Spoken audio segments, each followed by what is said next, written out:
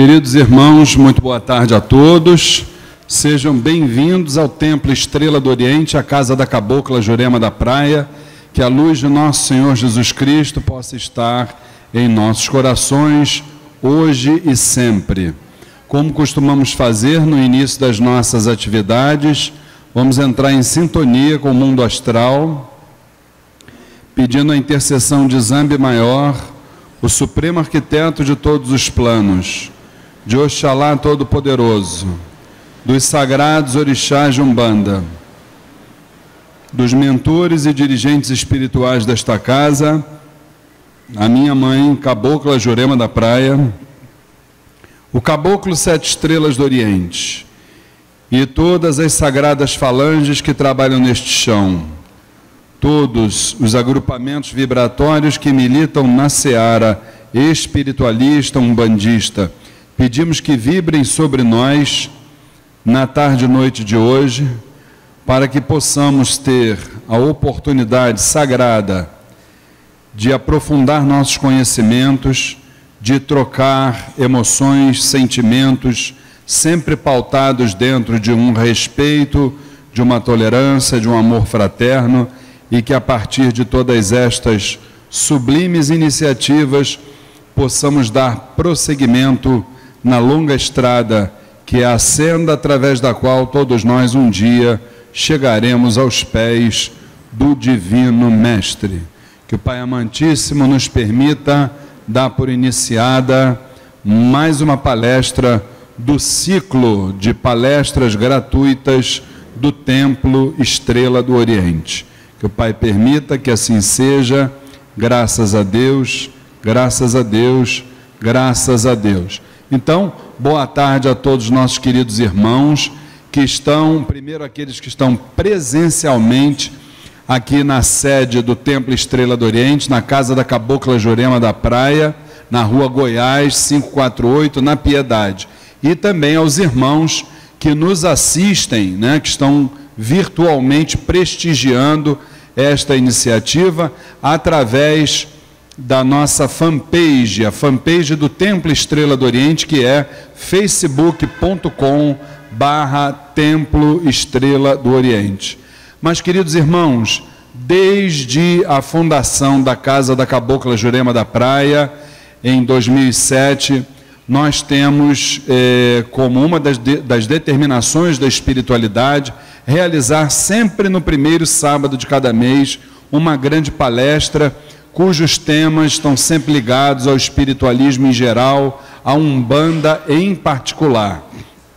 E hoje, que é a primeira palestra do mês do ano de 2018, nós vamos iniciar com um tema que ele é muito importante, Essa semana eu vi até a publicação de uma casa de Umbanda, que por acaso eu nem conheço a casa, e o dirigente espiritual, ele fez a seguinte pergunta no Facebook: gente, eu tenho ouvido falar, inclusive das entidades, que nós estamos vivendo o período da maioridade espiritual. O que significa isso? Olha só, uma casa que eu não conheço, não é da nossa relação, nem daqui do Rio não é.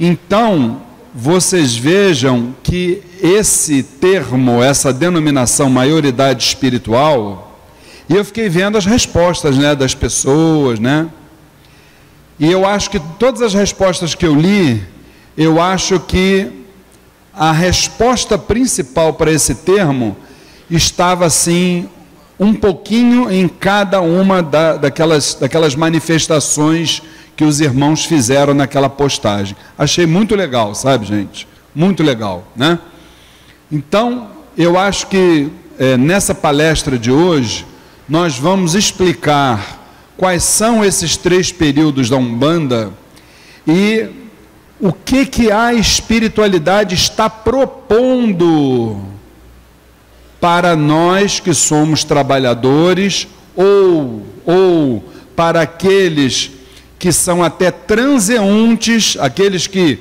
embora não sejam médiuns da casa, mas frequentam as assistências, ou também aqueles que são apenas simpatizantes das nossas tradições. Então vamos começar a falar sobre isso, lembrando que, eu quero deixar isso muito bem claro, que essa palestra Umbanda em 3 períodos, nós praticamente vamos ter o foco na questão comportamental. Vejam bem, tá?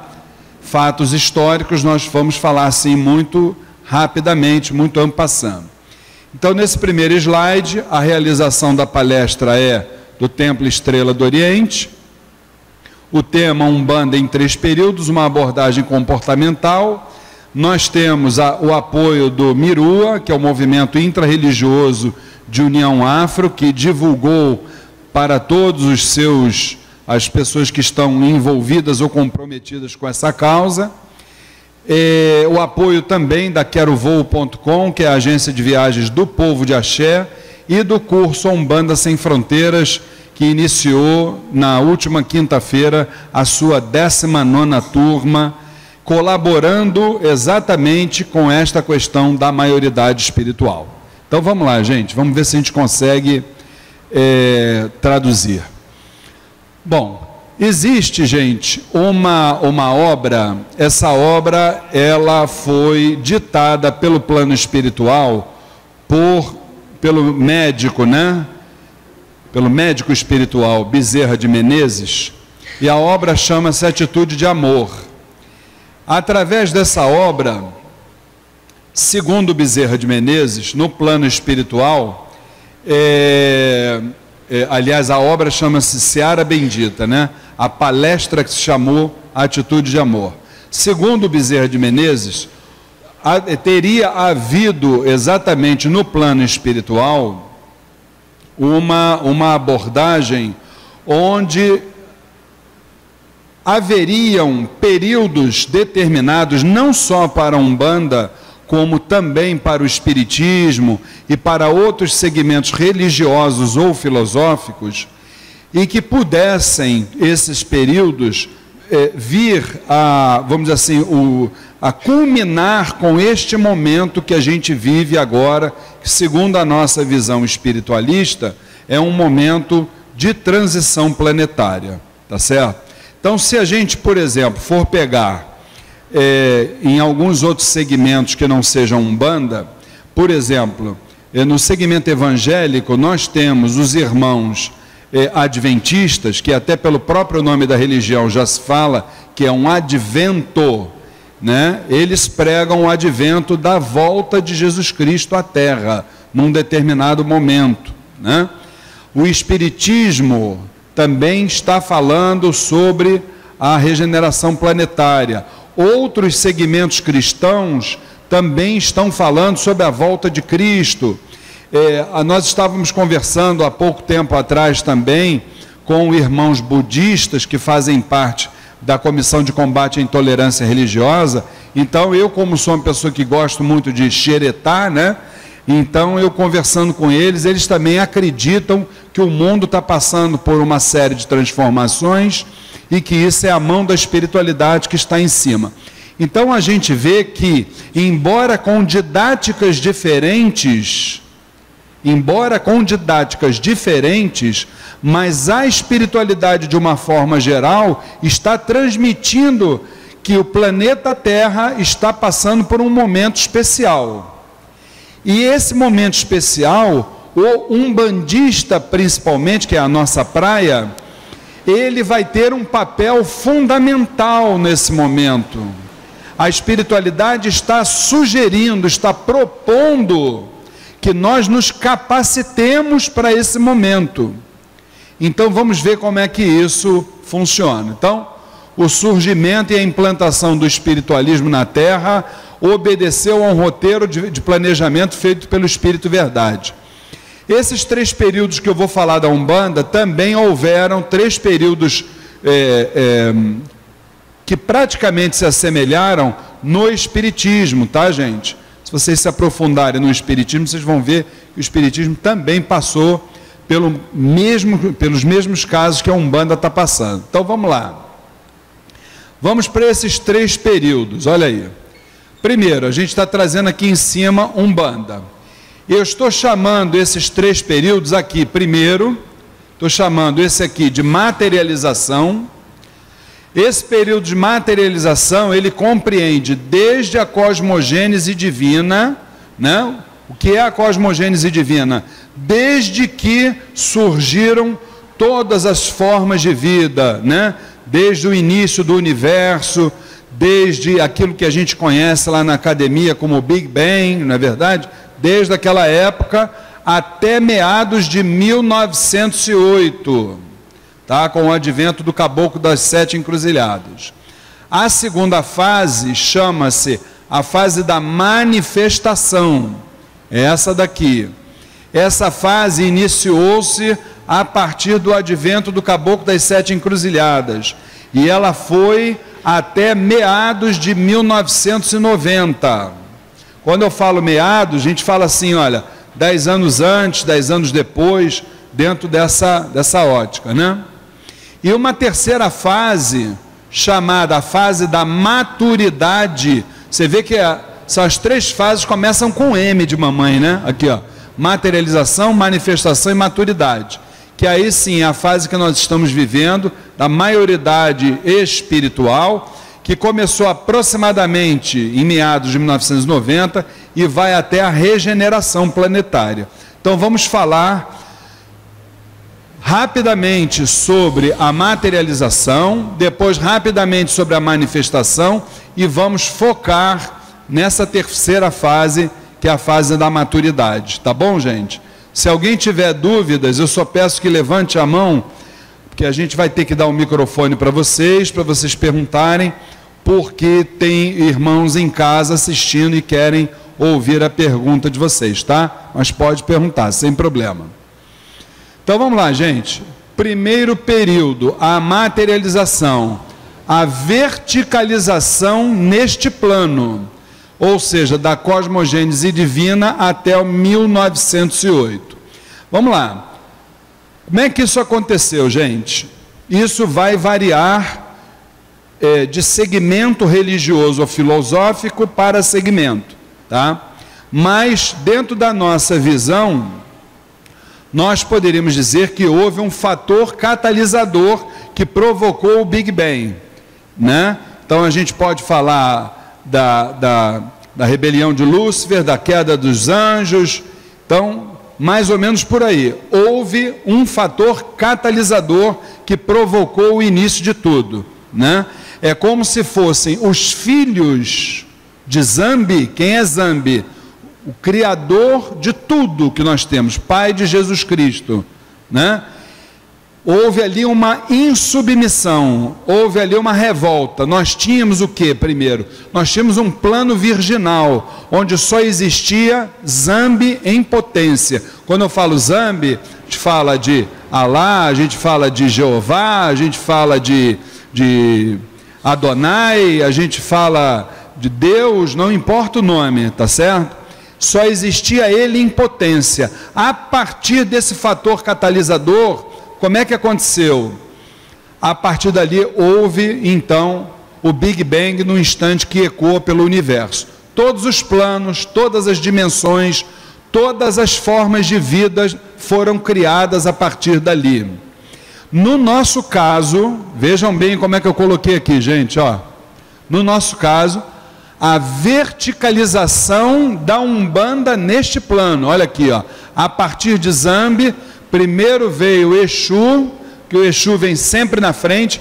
O Exu que veio, isso é uma outra discussão, mas vale a pena a gente falar, não é o Exu que a gente vê aqui às segundas-feiras incorporado, não é o Exu entidade, é o Exu orixá, tá? Um segmento mais africanista, tá legal?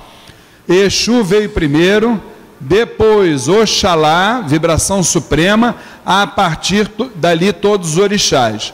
Essas forças, esses orixás, eles foram verticalizados para cá, estavam sendo manifestados como são manifestados nos habitats da natureza.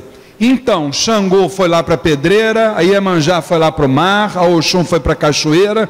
Então nós tínhamos o quê? Os orixás manifestados na natureza. A partir dali a Umbanda já existia. A Umbanda já começa a existir a partir dali. Tá certo? Então esse primeiro período a coisa foi assim. Agora, da luz imaterial surge a luz material. O que é isso, gente? Havia um plano virginal, onde só existia Zambi. A partir dessa revolta, dessa insubmissão, surge então o plano, a luz material. O plano material, o plano causal. Por que o plano causal? Porque houve uma causa. A causa foi um fator catalisador que deu início a tudo.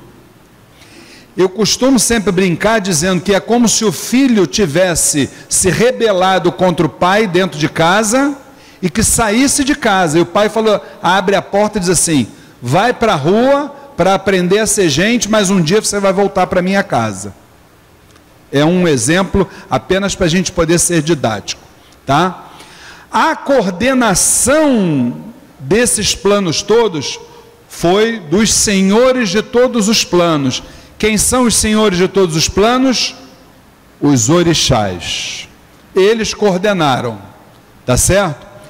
Esses orixás, eles estenderam o seu agô, a sua licença a Exu, que se comprometeu a preparar os planos para outras realidades vibratórias. Quem são essas realidades vibratórias que viriam mais tarde? Todas as formas de vida, inclusive o ser humano também. Tá certo? Muito bem. Aí Exu chega. Quando Exu chega, são criados os limites, surgindo o que é de cima e o que é de baixo. Existe uma lenda, inclusive, africanista, que os orixás teriam preparado tudo, o universo, tudo direitinho. Só que teria faltado o quê? Movimento.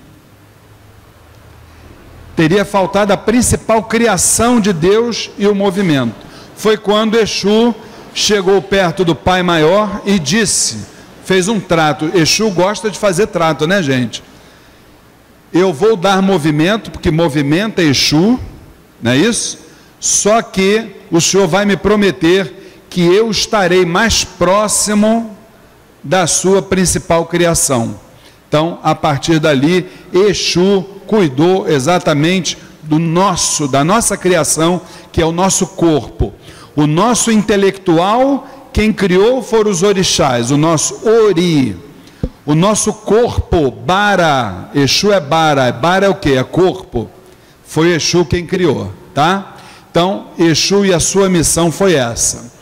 Agora, gente, importante a gente lembrar, tá? A humanidade surge na África há aproximadamente 350 mil anos.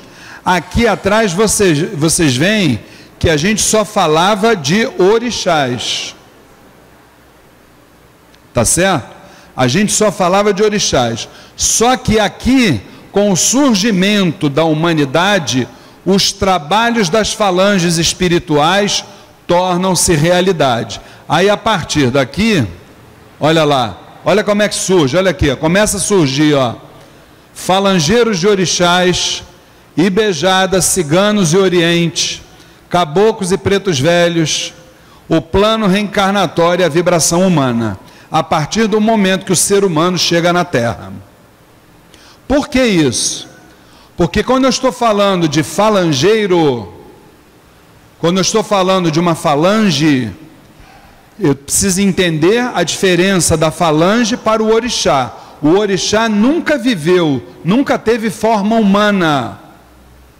O orixá é presença vibratória na natureza. Nunca viveu, nunca teve carne. Diferentemente das entidades. Entidades já viveram, já encarnaram, depuraram os seus karmas, saíram do plano reencarnatório e vão assumir o primeiro degrau da nova realidade. Qual é o primeiro degrau? Está aqui, ó, Exus e Pombagiras.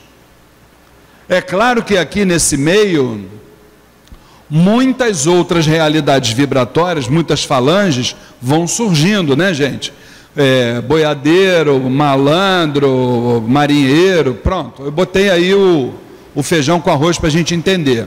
E surge então o plano reencarnatório. O que é o plano reencarnatório? É o plano que nós vivemos no plano reencarnatório. A gente desencarna, sobe, só que nós ainda não depuramos nossos karmas. Temos que depurar os karmas, porque senão a gente volta a reencarnar, tá certo? Só quando a gente depurar os karmas completamente é que a gente sai desse plano reencarnatório e absorve o primeiro degrau da escala evolutiva. Aí a gente não reencarna mais. Todo mundo entendeu como é que se deu a partir do surgimento da humanidade? Aí as falanges começam a trabalhar. Não é que elas não existissem. Exu, lá na cosmogênese divina, já foi preparando as realidades vibratórias todas, porque Zambi já sabia que tudo isso aqui ia acontecer. Tá? Vamos embora, gente.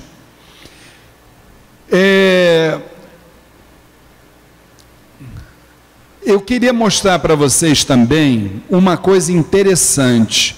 Quando eu comecei a preparar essa palestra, uma coisa me chamou a atenção. Na mudança do primeiro período para o segundo período, reflitam comigo, gente. Muitos acontecimentos tiveram provocados pela espiritualidade que foram preparando a mudança do primeiro para o segundo período. Ou seja, da materialização, fugiu aqui, da materialização para a manifestação. Olha só, primeiro deles, eu só trouxe aqui os principais, e que foram fatores que contribuíram para que tudo acontecesse a partir de 1908. Vejam só, Paracelsus, tá? Isso aqui são estudos que a gente está recomendando a vocês, são fantásticos, e que estão todos, vamos assim dizer, envolvidos com o nosso dia a dia de terreiro. Olha lá, Paracelsus, em 1493, inventor da homeopatia. Depois, a própria descoberta do Brasil em 1500, tá? Trazendo ali a influência europeia aqui dentro, porque depois a gente vinha saber por que essa descoberta do Brasil ela foi importante em 1500. Quer dizer, você já estava há 400 anos antes do período da troca, do primeiro para o segundo período. A coisa interessante. Os maias, os incas e os silks, os índios silks, são três povos que, olha, os silks, inclusive, eles são considerados os responsáveis pelas primeiras manifestações espíritas, né? Os incas no Peru também é um povo altamente místico, que tem lá lá em Machu Picchu, e dizem que lá tem um daqueles que são considerados os buracos de minhoca. Alguns de vocês, se vocês não souberem o que seriam exatamente determinados locais da Terra onde há uma grande concentração de magnetismo e a espiritualidade está ali presente. Esses buracos de minhoca podem ser percebidos, por exemplo, no Triângulo das Bermudas, também é outro fator muito importante. Então, os incas, os maias também na Venezuela, na Honduras, Venezuela, no próprio México também, um povo altamente místico, que também se revelou dentro dessa data. Outro fundamental, o Mesmer, em 1815, Mesmer foi aquele que nos trouxe as 5 formas de magnetismo: magnetismo animal, magnetismo terrestre, magnetismo mineral, vegetal e animal, subdividido em animal irracional e animal racional. Tá? Mesmer falou muito sobre os passes magnéticos, que das nossas mãos a gente consegue curar. Então, foi um outro acontecimento fantástico. Kardec, cerca de 1850, Obviamente, Kardec foi fundamental para nós, codificando o Espiritismo, na verdade, trazendo o Pentateuco, que é indiscutivelmente os 5 livros sagrados importantes para a formação de qualquer trabalhador espiritual, de qualquer ser humano, né? Depois disso, Leon Denis, que foi o continuador das obras de Kardec, Charles Richer, que foi aquele que tinha o poder de ver exatamente as manifestações anímicas, né? Andrew Jackson Davis, esse homem, ele olhava para o ser humano, ele enxergava o ser humano por dentro, entendeu? E por último, Camille Flammarion, o grande médico austríaco, que nos trouxe uma obra fantástica e que revela muito do nosso dia a dia da Umbanda, Pluralidade dos Mundos Habitados. Nessa obra, Camille Flammarion nos diz que uma falange espiritual é composta por cerca de 400 mil espíritos atuando em multiplicidade e convergindo. Então, são autores, são alquimistas que nessa véspera da troca do primeiro período para o segundo período tiveram papel fundamental. A chegada dos escravos ao Brasil e em 1888 a abolição da escravatura. A chegada dos escravos ao Brasil, todo mundo sabe disso, nós tivemos a partir da Bahia o candomblé de caboclos. Isso influenciou o africanismo dentro da Umbanda e que depois foi se contaminando pelo resto do país, descendo para o Rio de Janeiro. Então, vocês estão entendendo? Vamos pegando alguns fatores que aconteceram às vésperas dessa mudança do primeiro e segundo período. Você vê que é a mão da espiritualidade nisso aí, gente, né? Aí antes da chegada do Caboclo das 7 Encruzilhadas, olha aqui, ó, várias manifestações da Umbanda em Pernambuco, Maranhão, Bahia e Rio Grande do Sul. Essas manifestações não estão codificadas, não estão comprovadas, mas sabe-se que já acontecia trabalhos de Umbanda em todos esses estados antes de Zélio Fernandino de Moraes. Quer dizer, parece que a coisa já estava realmente sendo preparada, né? E aí o mais importante acontecimento, olha lá, a anunciação da Umbanda e já no segundo período, a partir dali no segundo período, né? Em 1908, a gente sabe que a história do Zélio Fernandino de Moraes é uma questão assim muito interessante para a gente entender. A família de Zélio era muito católica, tinha nada a ver com parte espiritual, eles nem conheciam isso. Então ele foi levado lá para uma série de médicos, não achavam nada, até o dia que uma pessoa indicou que ele fosse levado a um centro espírita. Ele foi levado para a sede da Federação Espírita Brasileira, lá em Neves, São Gonçalo. Foi quando ali, então, houve a primeira manifestação, no dia 15 de novembro, do Caboclo das 7 Encruzilhadas, tá?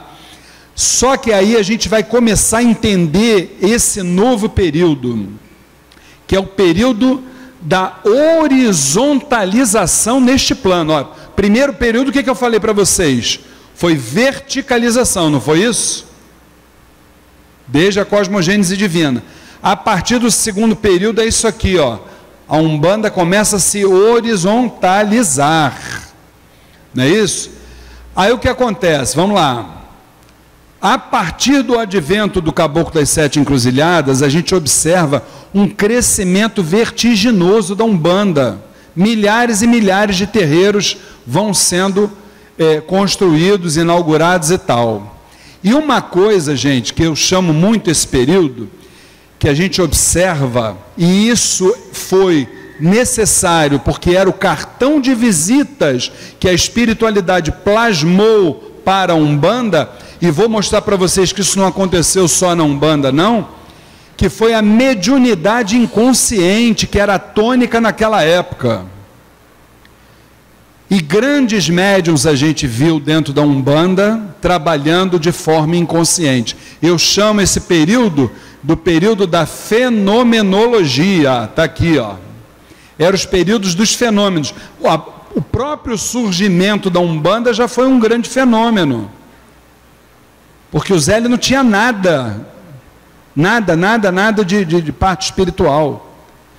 Outra coisa, no dia seguinte da anunciação do Caboclo das Sete Encruzilhadas, que na verdade a Umbanda surgiu a partir de um ato de intolerância.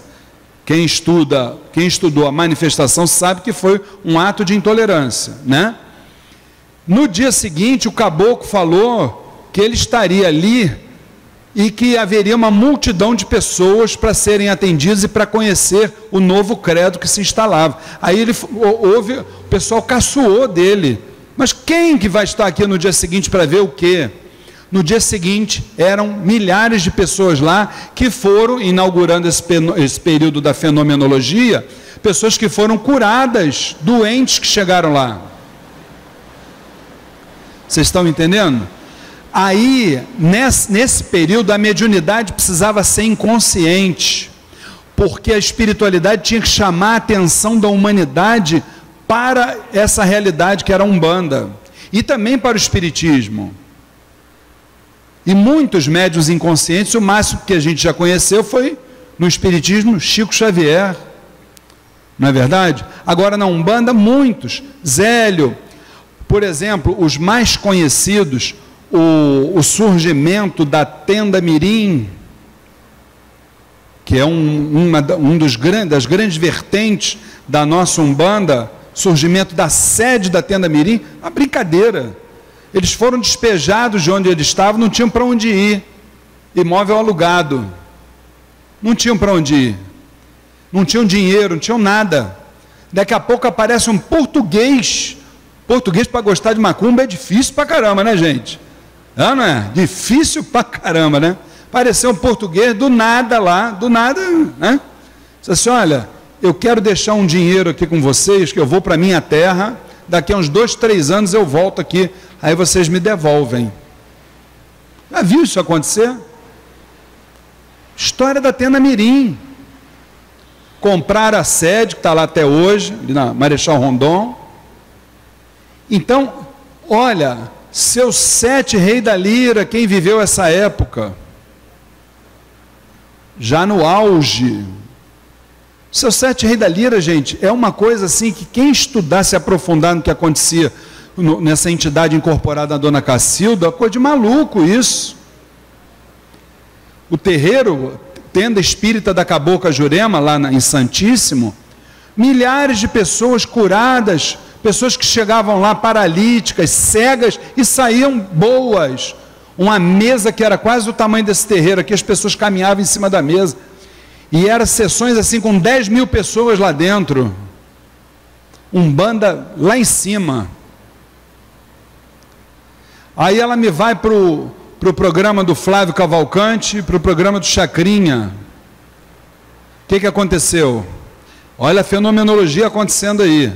Chegou lá, seu Sete baixou. Isso não acredito que eu estou falando, não. Entra no Google lá e veja. Seu Sete baixou, paralisou todo mundo dentro do estúdio. Todo mundo começou a se manifestar com a entidade dentro do estúdio. Todo mundo ficando torto dentro do estúdio. E não satisfeito com isso, tinham 2 telespectadores especiais assistindo aquele dia. Sabe quem era? O presidente da época, eu não me lembro se era o Médici ou se era o... Acho que era o Médici, né? Em 1970 já não era o Médici. Vocês que são da antiga, eu sou da Xuxa para cá, gente. Eu acho que era o Médici. Era o Médici, né?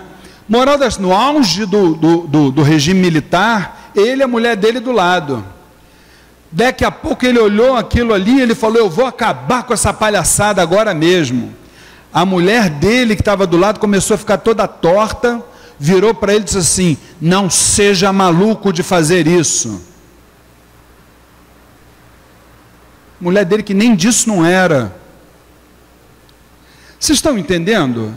Então, o Exu andava em cima de brasa. Eu estou falando ali dos testes, nos desenvolvimentos mediúnicos, os médiuns eram testados para ver se podiam ir para o trabalho mediúnico através de testes de adivinhação.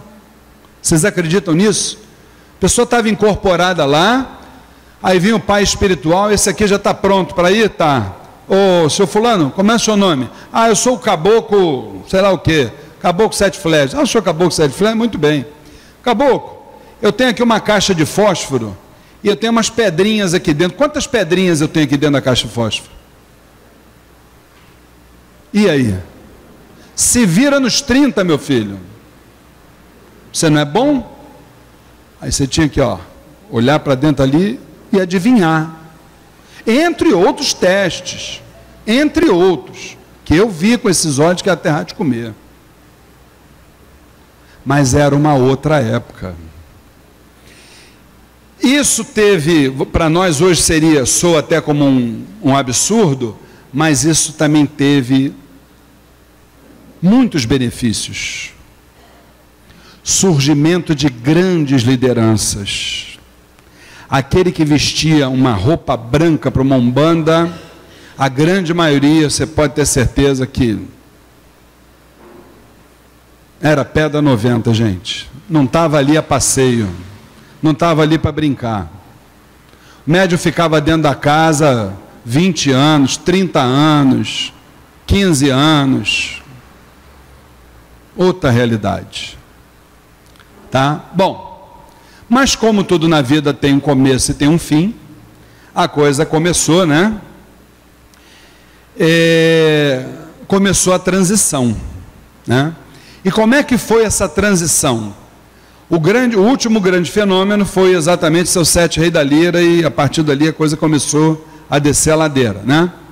Nós começamos a sofrer um esvaziamento gradual e contínuo. Muita gente indo embora da nossa religião, muita gente saindo, né? A gente via pessoal batendo cabeça um no outro, desorganização, desunião intra-religiosa. No segundo período a gente aprendeu que cada um tinha que fazer dentro do seu terreiro, tinha nada que olhar para a casa do outro. A realidade era essa, tá? Isso virou cultura, tá? E a partir daí surgem as igrejas ditas neopentecostais, né?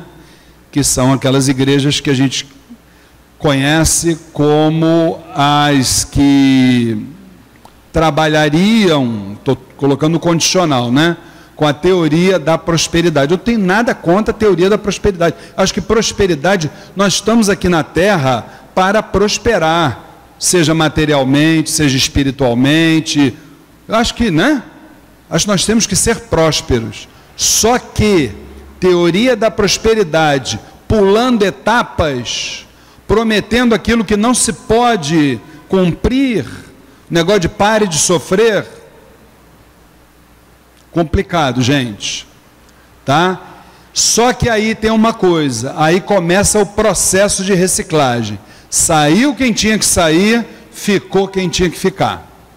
Só que ficou quem tinha que ficar, coitados que ficaram, que agora são os trabalhadores da última hora, aqueles que vão carregar pedra, meu filho, vão carregar pedra, pode ter certeza. Esse processo de reciclagem, ele começa da seguinte forma: em primeiro lugar, muito lento, tá? A partir lá de 1990, muito lento, tá? A gente observa o seguinte, algumas características. Essas pessoas que ficaram, primeiro, em sua grande maioria, pessoas jovens e que têm um sentido investigativo muito apurado. Esse pessoal da nova geração de umbandistas, aquele negócio que a gente via lá no período da fenomenologia, que era botar a vela aqui no meio, e o filho perguntava: meu pai, por que a vela é colocada aqui no meio? Meu filho, isso é mironga de santo, deixa isso para lá, mais tarde você vai saber. Isso hoje em dia não cola mais não.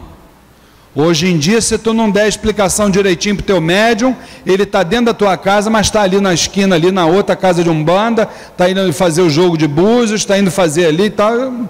Ética, zero, tá? É a realidade, tá? Agora, uma outra característica bem interessante, nesse período, nesse terceiro período, a gente começa a ter uma sintonia com a sociedade de uma forma geral. A sociedade já começa a enxergar a Umbanda como algo muito além do que aquele trabalho que fica ali na encruzilhada. Que até então se pensava em Umbanda, quando você passava na rua, estava tudo sujo, chuta que é macumba, não é isso? Era isso? Agora começam a ver a nossa religião muito além disso, tá? Bom, nesse terceiro período surge então a tão falada maioridade espiritual, gente. Mas por que, olha lá, por que surge essa maioridade espiritual? Como é que era lá naquele período? O consulente chegava no terreiro, na fenomenologia, no segundo período ainda. Ah, eu estou desempregado, estou precisando de um emprego, não sei o quê. Claro que naquela época não havia desemprego como hoje, né? Claro. Mas a entidade dizia, não, meu filho, você daqui a 7 dias você está empregado. E se não vier, eu subo, eu nem volto mais. Ah, meu marido foi embora, seu marido foi embora, não tem problema. Daqui a uma semana ele está de volta. E pior que na maioria dos casos acontecia mesmo. Acontecia mesmo. Naquela época da fenomenologia, eu conheci médiuns, ninguém me falou, eu conheci, entre eles o meu pai espiritual, que na gira de Exu, ele abria lá, o cambono dele abria várias garrafas de marafa, ele tomava aquilo ali assim, ó, como a gente toma água, acabava de colocar aquilo ali, a garrafa emborcada para baixo, meia hora depois a entidade subia, e ele estava conversando como eu estou conversando com vocês. Aquela época. Se fizer isso hoje, vai ter um coma alcoólico. E vou dizer mais, também não estou dizendo porque eu acho que vai ter o coma alcoólico, não. Porque eu vi também. Eu vi um trabalhador aí, que é daquela época, que o pessoal daquela época tem dificuldade de se adaptar a esse período de hoje, hein, gente? Olha que eu estou chamando a atenção de vocês. Pessoal que nasceu até a metade do século passado tem dificuldade de absorver essa nova realidade que a gente está vivendo, sem demérito a nenhum aos nossos ancestrais, não. Mas eles têm dificuldade de se adaptar. Sair da zona de conforto é ruim. Mudança na vida do ser humano é difícil. Então, duvidou de que não, eu bebo e tudo certo. Eu vi, bebeu e fez papelão. Que eu vi com meus olhos. Fez papel feio. Como a gente fala na gíria, pagou mico. Então não faz não. Faz não, que a mediunidade hoje é inconsciente mesmo. A mediunidade hoje tem tanto valor como naquela época, mas é inconsciente mesmo. Mas então por que surgiu essa maioridade espiritual, gente? Por uma coisa simples. Será que haveria lógica da entidade chegar para você e dizer, daqui a 7 dias você tem um trabalho? Será que tem lógica isso, nos dias de hoje? Ou você correr atrás, você estudar, você se capacitar, acordar de madrugada, ultrapassar as adversidades até você chegar lá, não é o correto? Isso não gera crescimento espiritual e crescimento humano? Então não haveria lógica o crescimento espiritual sem esforço próprio.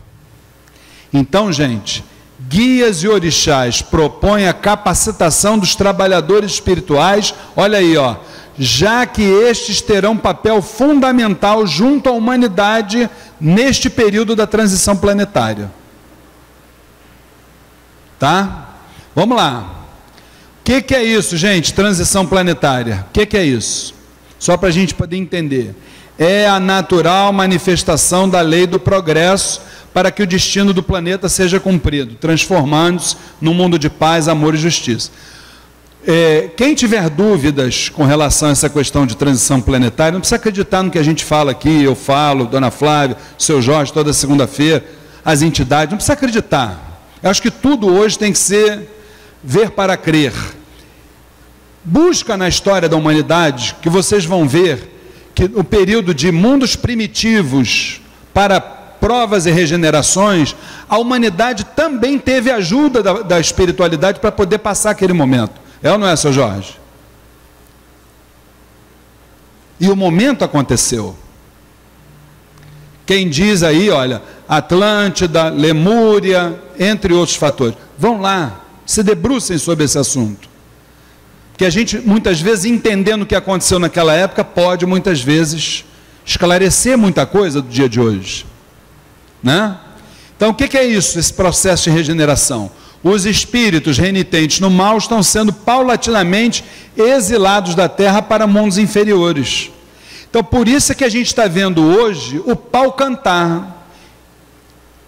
Hoje no planeta Terra nós temos duas realidades, gente. Uma parte que já está regenerada, parte no Japão, Austrália, Holanda, Nova Zelândia. Entrem nesses países, a realidade econômica, social desses países, são países já regenerados. No Japão, outro dia desse, a gente estava vendo que advogados estão sem emprego lá, não tem nem o que fazer, juízes, não tem o que fazer, porque não existe conflito. Igual aqui, né, gente? Igual aqui, né? Então, existe essa realidade, e existe a outra. A outra realidade é o que está acontecendo ainda com a maioria dos países, entre os quais o Brasil. Por quê? Porque exatamente esses espíritos estão sendo mandados para as localidades que se afinizam com as suas formas de pensamento, e isso gera revolta, isso gera insubmissão. Habitantes de mundos mais evoluídos estão aceitando a missão de reencarnar na Terra para auxiliarem os que não forem exilados. Isso aí também se comprova, tá? Vamos nos debruçar sobre o tema meninos índigo e meninos cristal, vocês vão ver que é isso aí. Esse mesmo tipo de espírito, quando foi do mundo primitivo para provas e regenerações, também a espiritualidade também mandou pessoas para cá. A humanidade terrena está sendo convidada, não é obrigada não, hein? Convidada para uma reforma íntima. Como é que é a fórmula, gente? Olha lá. Conhecimento mais reforma moral, que é igual evolução espiritual. Então é estudo e transformação interior. Está resolvido o assunto. Muito bem.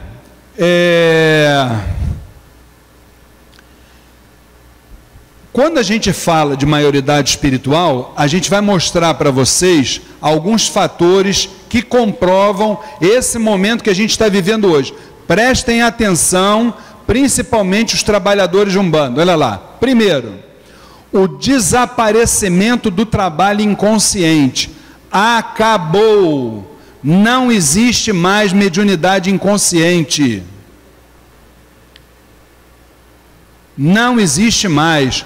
Hoje é assim, eu sei com quem falo, o que falo, como falo, está tudo maravilhoso. É como se eu estivesse aqui, agora, falando com vocês. Eu estou sendo intuído pela espiritualidade. É a mesma coisa que acontece comigo aqui às segundas-feiras. Ah, o Luiz Fernando está aqui com o seu tranca-rua, com o seu 7 estrelas, é a mesma coisa. Se você beliscar o médium, ele vai dar um pulo. Tem essa de ficar anestesiado? Não tem isso. Não tem isso. Você sabe tudo. Só tem um detalhe. A única coisa que você tem que fazer é acelerar duas coisas que nós acabamos de dizer. O estudo e a transformação interior. Para quê? Para que você saiba, na hora que a mensagem chegar em você, você saiba discernir o que é luz do que é trevas. Por quê? Por causa aqui, ó, por causa disso aqui, ó. Olha aqui, ó. Por causa disso aqui, ó. porque nós estamos mediando falanges e não entidades. Eu falo isso aqui em todo o curso. Nós não trabalhamos com entidade. Luiz Fernando não trabalha ali com tranca-ruas. Luiz Fernando trabalha com a falange do tranca-ruas, é diferente. Por quê? Porque fica lá no letreiro, todo dia, tranca-rua das almas. Mas a vibração que vai chegar ali no Luiz Fernando, ela está de acordo com os meus pensamentos, com as minhas palavras e as minhas ações. O que adianta eu chegar dentro da minha casa, tratar mal meu pai, minha mãe, sair batendo nos outros, praticando atitudes que não se coadunam com a parte espiritual, depois eu botar uma roupa branca, ficar ali, eu sou tranca-rua das almas. Que isso, gente? Então é só o letreiro, tranca-rua das almas, que o resto é um Júlio César da vida mesmo, que você está ali, meu filho. E ainda trazendo mensagem como Exu, como Caboclo, como Preto Velho. É a realidade. Vocês estão entendendo? Então, acabou esse negócio de trabalho inconsciente. Outra coisa, olha só. Como é que é o trabalho hoje? Como é que as entidades fazem hoje?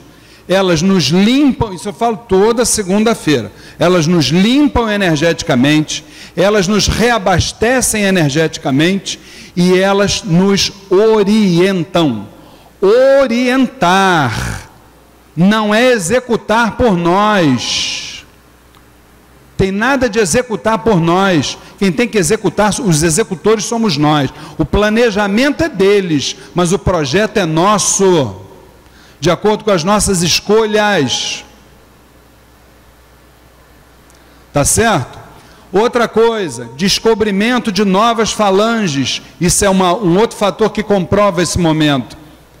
Minha avó foi dirigente espiritual de uma casa há 50, 60 anos. Naquela época a gente ouvia falar de quê? Exu e Pombagira, Caboclo, Preto Velho e Beijada. Acabou. Para por aí. Hoje aqui vamos ter sessão do povo do Oriente. Nós temos aqui sessão de consulta com os ciganos, casas que trabalham com consulta com marinheiros, com boiadeiros, com malandros, entre outros. O que é isso? Isso é os ouvidos do discípulo que estão começando a ficar preparados para serem enchidos de sabedoria.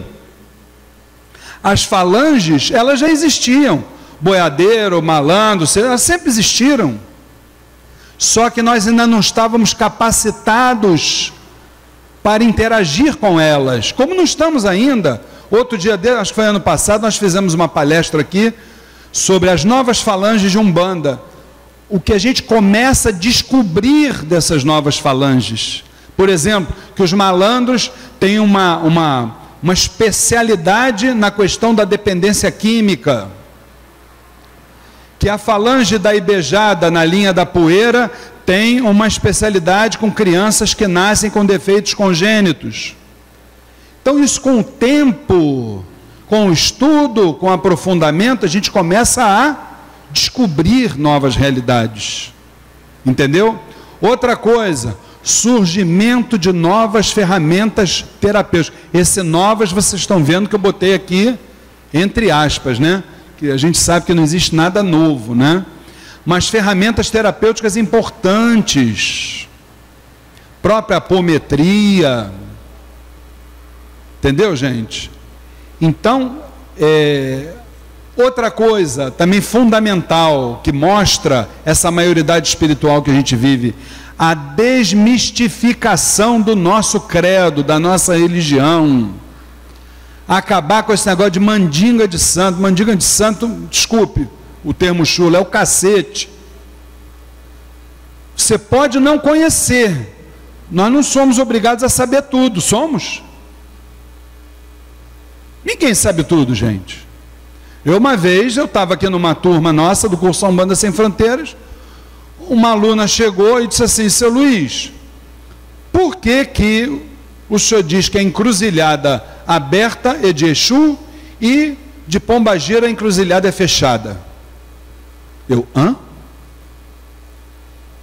boiei na hora. E fui sincero, falei para ela, desculpe, não sei porquê, mas eu vou procurar me informar e vou passar para você. A turma terminou, ela foi embora sem explicação. O dia que eu descobri, eu vim trazer. Foi o dia que chegou para mim um livro, uma obra maravilhosa, chamada Exu, o Grande Arcano, que foi um divisor de águas para mim, dentro da linha de Exu. E aí, com certeza, a gente veio aprender muita coisa também sobre essa falange. Entendeu, gente? Então, desmistificar muita coisa que ainda está culturalmente enraizada e hermeticamente fechada, acabar com esse negócio. A luz, você tem que botar a luz na mão de cada um. Agora, o que cada um vai fazer com essa luz é problema de vocês. Outra coisa, surgimento de movimentos interreligiosos e intrarreligiosos. Por que isso, gente? Intrarreligiosos. Intrarreligiosos a gente fala dentro do nosso credo. Por que esses movimentos surgem?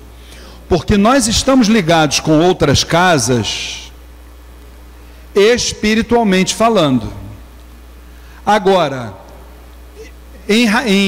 no eixo organizacional, em questões administrativas, políticas, etc., nós somos completamente desunidos. Todas as casas de Umbanda realizam trabalhos maravilhosos em prol da sociedade humana. Só que eu não sei o que o meu irmão faz ali na esquina, na casa dele. Ele não sabe, por exemplo, que no Templo Estrela do Oriente tem um trabalho de orientação de dependentes químicos toda segunda-feira.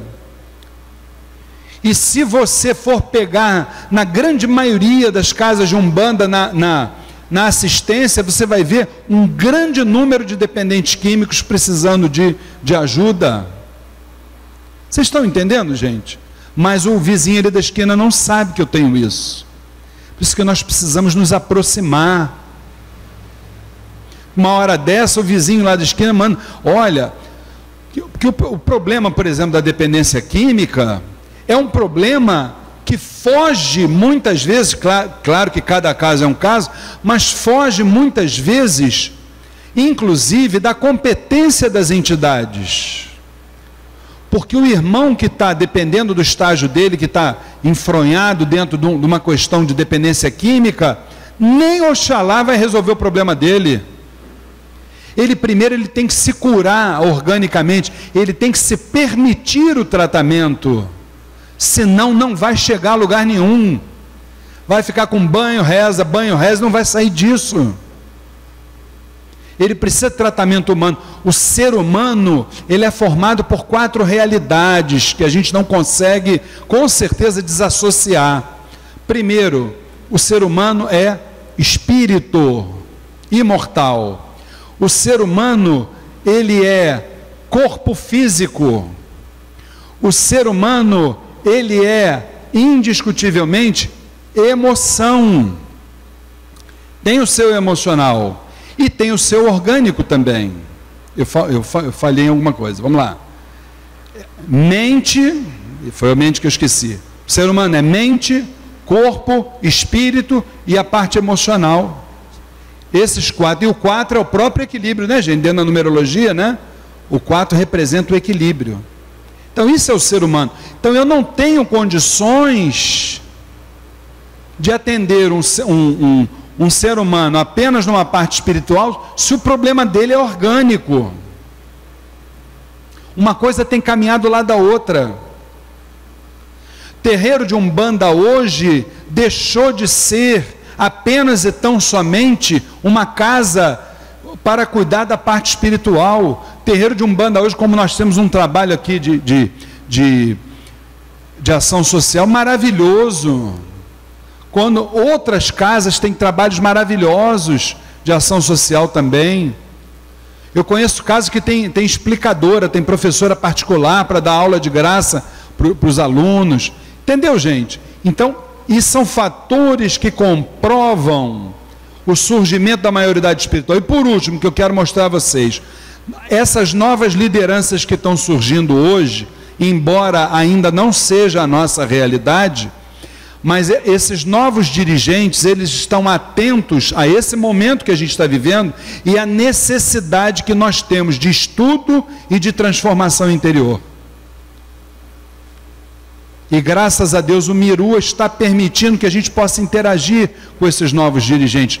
Nenhum demérito aos dirigentes antigos que contribuíram enormemente com o legado que a gente recebeu hoje, sem dúvida nenhuma. Mas a nova geração está aí buscando algo novo, tá? Gente, são 4 horas em ponto, nós vamos 10 minutinhos para um intervalo, tomar um cafezinho, a gente já volta. Eu quero no segundo tempo que vocês façam perguntas e vamos debater esse assunto aí, tá bom? Já já a gente volta, é um pé lá e outro cá. Alô? Bom, vamos voltar aqui então no segundo tempo da nossa palestra, a Umbanda em 3 períodos, uma abordagem comportamental. Bom, então nós, dentro dessa realidade da maioridade espiritual, acabamos de falar sobre os fatores que a comprovam dentro da nossa visão.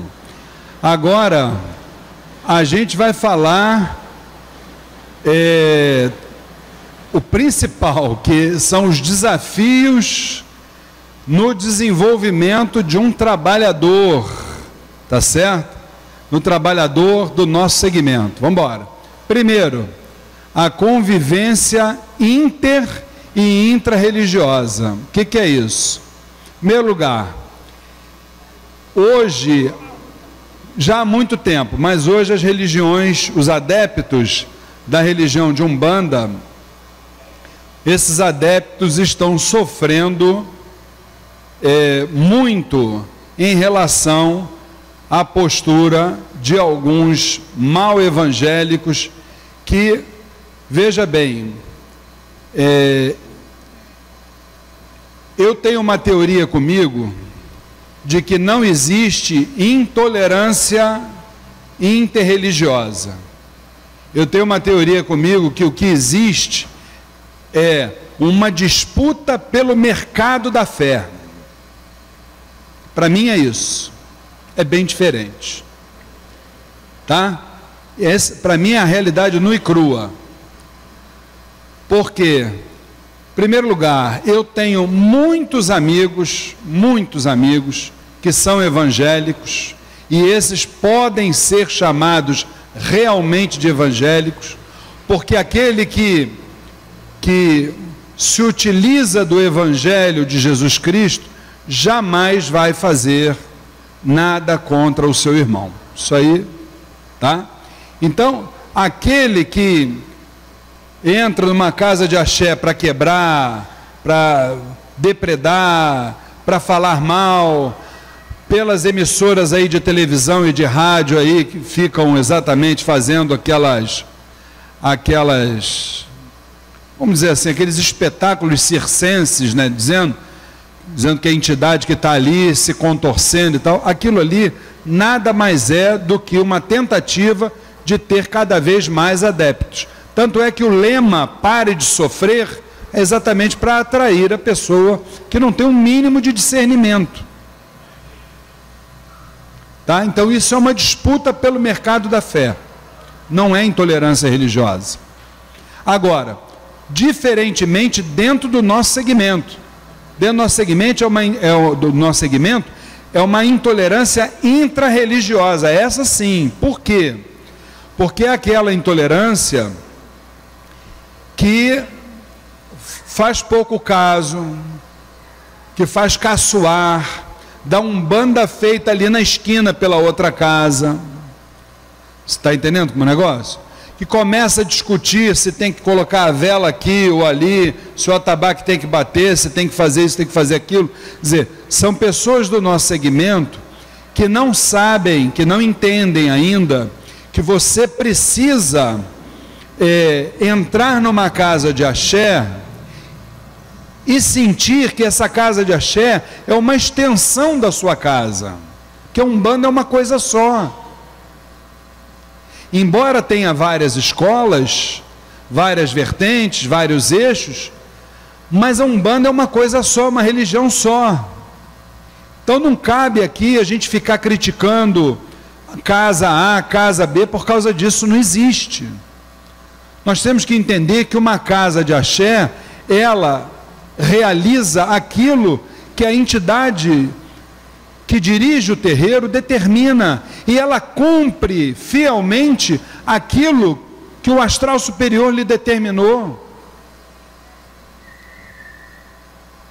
de acordo, obviamente, com o adiantamento daquela comunidade que está ali, sem dúvida nenhuma. Quanto mais a comunidade evolui, estuda, se transforma intimamente, mais aquela comunidade de axé, ela tende a evoluir, isso é natural.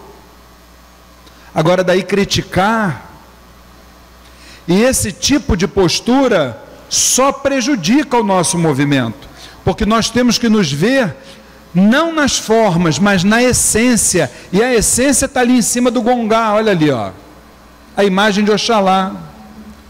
Ah, Luiz, mas tem um Umbanda que é africanista. Tudo bem que você chame esse Deus de Zambi, de Olodumare, seja de que for, não importa. Nós temos que nos identificar através da essência da vibração. Certo?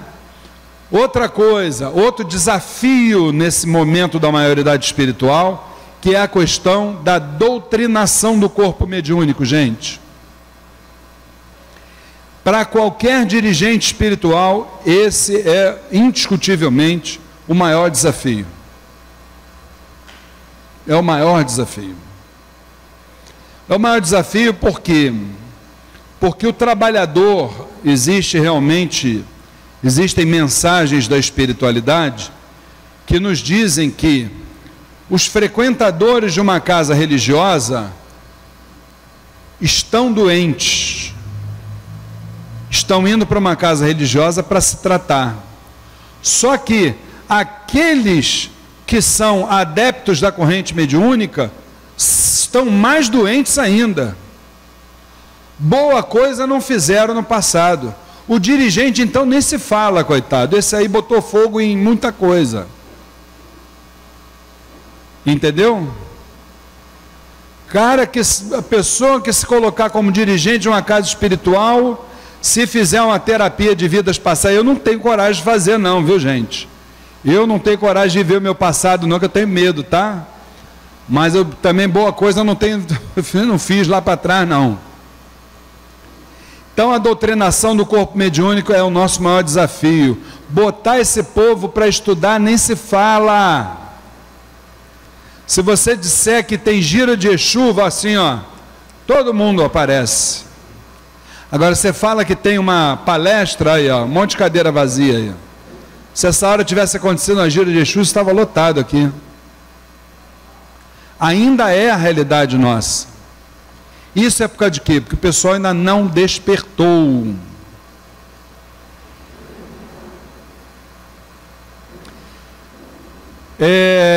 Transformação íntima, isso é outro problema também, é outro desafio. Por quê? Porque nós queremos, estou falando nós porque eu me incluo também, tá gente? Porque nós queremos vir para o terreiro, vestir uma roupa branca, porque isso é status, não esqueça, hein? Isso aqui é roupa branca, colabora com a nossa vaidade, hein? Colabora, hein?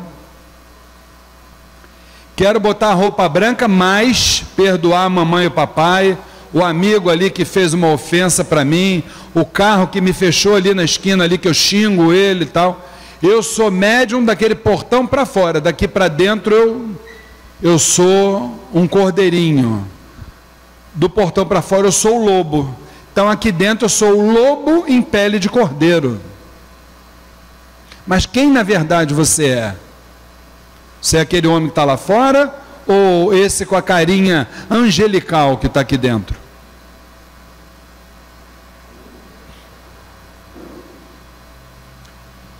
Outro, esse é a maior dificuldade, gente. O comprometimento com a causa. Essa é a maior dificuldade, tá? E vou dizer mais, hein? Tem muitos médiuns que não gostam que eu fale sobre isso, tá? Negócio de envolvimento e comprometimento. Se milindram, tá? Mas eu falo. Gostou, não gostou? Porque a nossa posição enquanto orientadores não é ficar dando beijinho, risadinha e o resto da vida. Não dá, não rola. Tem que abrir os olhos.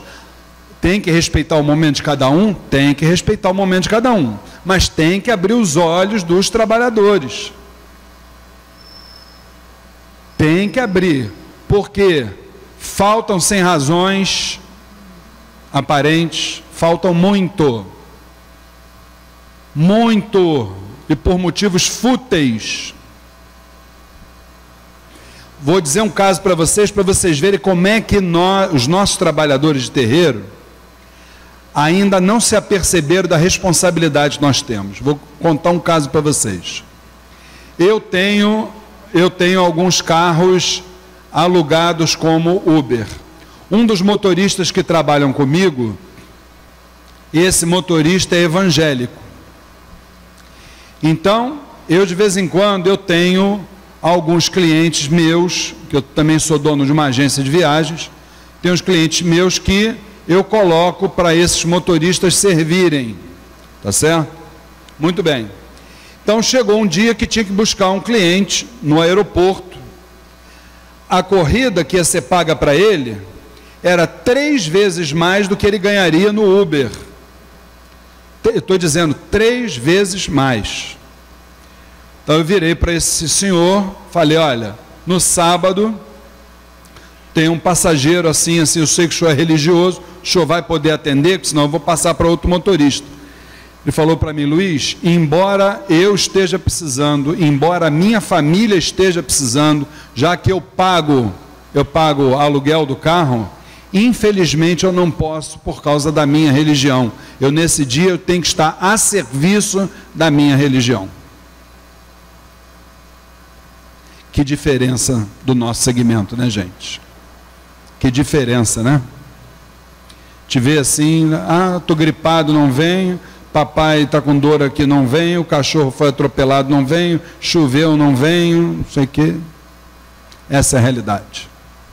Então falta a gente que, envolvido com a parte espiritual, está todo mundo está envolvido, direto ou indiretamente está todo mundo envolvido. Agora, comprometido, conta-se nos dedos.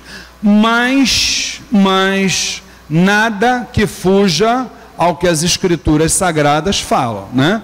Muitos os chamados, poucos os escolhidos. Um dia a gente vai cair na real. Estabelecimento de valores éticos. Gente, isso é um outro grande desafio do nosso segmento nesse momento. Médium de Umbanda troca de terreiro como a gente troca de roupa. Não esquenta mais lugar.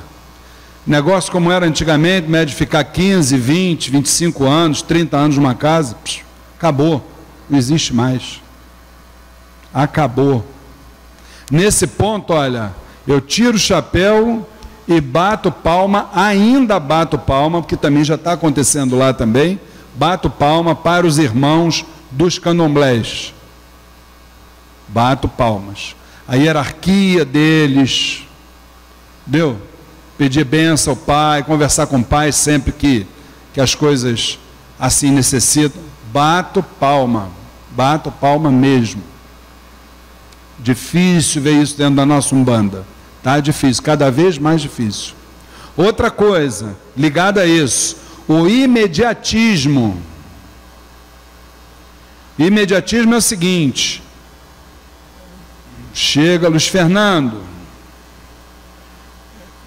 eu ouvi, minha entidade me falou que eu tenho que abrir uma casa. Eu já começo já ligo as antenas, né? Coloco logo um pé atrás, assim, sendo muito franco, muito franco.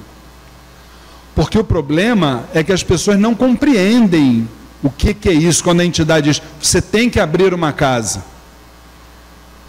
As pessoas não entendem que você não tem que abrir uma casa para essa casa abrir amanhã, não é isso. Quando a entidade está dizendo para você, você vai ter que abrir uma casa, é para que você possa abrir seus olhos, primeiro lugar, abrir os seus olhos para que você saia do estágio de envolvido com a religião para você passar para o estágio de comprometido, que é bem diferente. Para que o dia que você for ser coroado, babalorixá, dirigente espiritual, seja uma coisa, aquela ritualística possa ser apenas e tão somente um simbologismo do que veio acontecendo ao longo da tua trajetória mediúnica. Só que as pessoas fazem diferente. A pessoa primeiro pensa na ritualística, na vaidade, em coroar, em botar Ogum, botar isso, botar aquilo, e turbante, não sei o que, bababá, bebebé. Mas e o por dentro? O por fora está lindo, por fora está maravilhoso, mas e por dentro? Você plantou o que, filhão? Não, mas eu tenho que ir porque... Aí começa a pular as etapas, e é o que acontece hoje. Então esse imediatismo é indiscutivelmente um perigo. Por quê? Porque a espiritualidade diz para nós o seguinte: aquilo que começa errado não pode terminar bem. Gente, você já está dentro de um terreiro de Umbanda trabalhando, sossega teu facho, vai aprender, busca ensinamento, cara. Se um dia isso viesse a apresentar na tua frente, você vai ser avisado.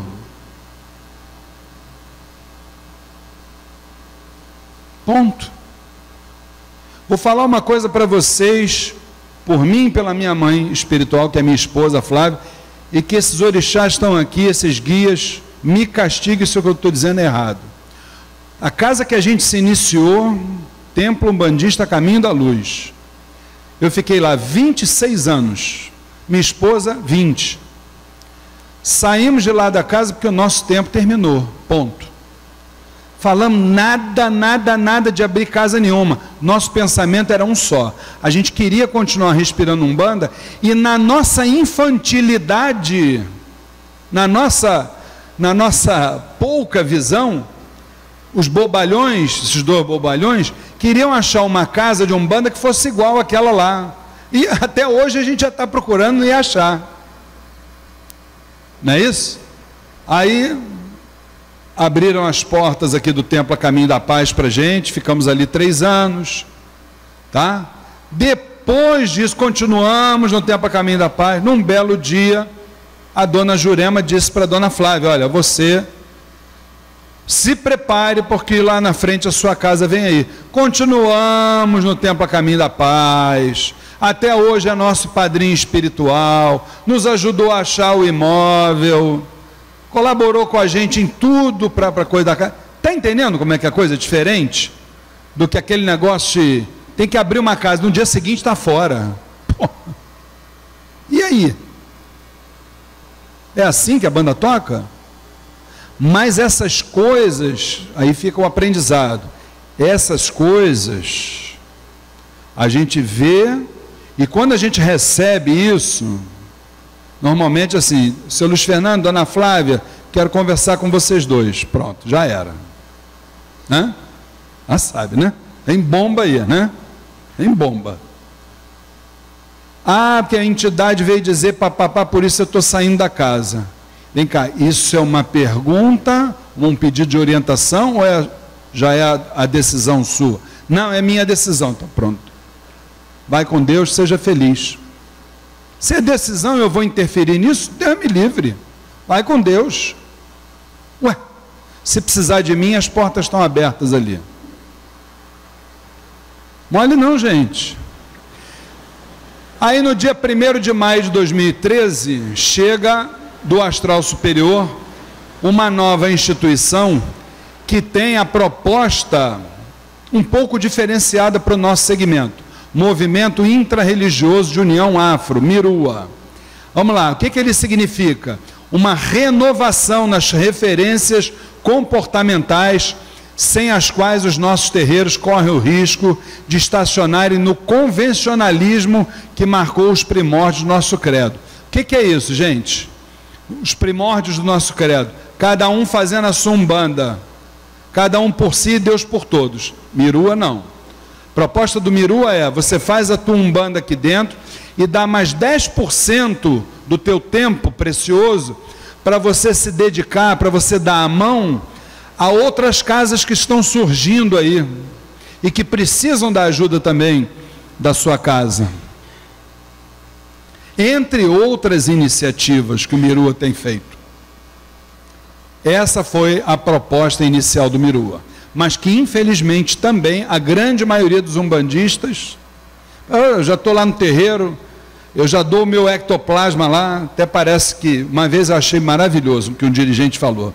Um médium virou para o dirigente e falou assim, meu pai, eu não preciso pagar mensalidade, porque eu já estou aqui incorporando e dou o meu ectoplasma. Aí o pai espiritual falou assim, meu filho, mas não é que um ectoplasma que eu pago conta de luz no final do mês.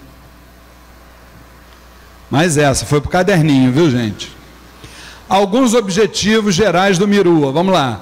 Oferecer ferramentas para a evolução intelectual, moral e espiritual progressiva das comunidades de terreiros. Isso o Mirua tem feito com muita propriedade, tá? Mirua tem trabalhado por muitas comunidades de terreiro, hoje está de braços abertos para os nossos irmãos também do candomblé, do espiritismo, muitos projetos acontecendo aí, né? Estimular o surgimento de novos templos. Só ano passado o Mirua, só no dia 7 de junho, aqui nesse chão aqui onde vocês estão, o Mirua recebeu aqui 80 casas de umbanda e de candomblé e com uma parceria fechada com a Defensoria Pública Geral do Estado do Rio de Janeiro, a gente orientou esse povo para se legalizarem gratuitamente. Esse é outro trabalho que o Mirua desenvolve também. Caso queiram, é só falar com a gente. Colaborar para o aperfeiçoamento daqueles que já se encontram desenvolvendo os sagrados trabalhos fraternos, contribuindo para que se mantenham firmes nos sublimes propósitos para os quais foram idealizados. Então, a gente tem o Mirua tem uma série de iniciativas que realmente colaboram, inclusive, com as casas que já têm muitos anos de caminhada, né?